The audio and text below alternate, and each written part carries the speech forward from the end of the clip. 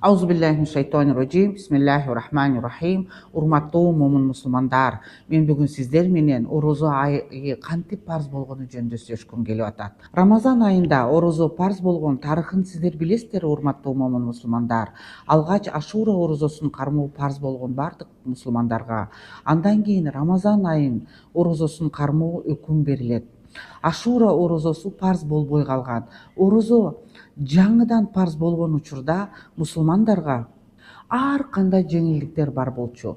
Ушинтип Аллах Таала өз мээримдүүлүгү менен алсыз болгон пенделерине карап, акырындап орозо кармоону адаттандырып, аларга үйрөткөн. Бир канча убакыт өткөн соң мусулмандарга орозо кармоо жеңил болуп, элдер көнүп калганда үзүрү бар жана оорулардан башка баардыгына орозо кармоо бекем милдет болуп, парз болуп калган.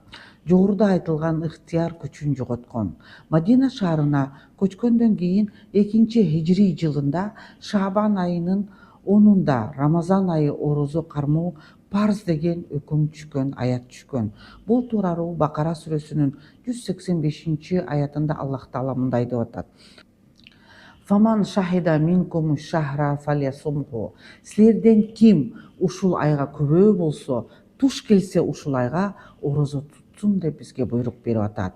Рамазан айындагы орозонун парз экендиги Куранда, хадисте жана ижма кыяс аркылуу бекемделет. Урматтуу момун мусулмандар, мүмкүнчүлүгүңүздөр болсо орозо кармаңыздар. Саламу алейкум ва рахматуллахи ва баракатуху.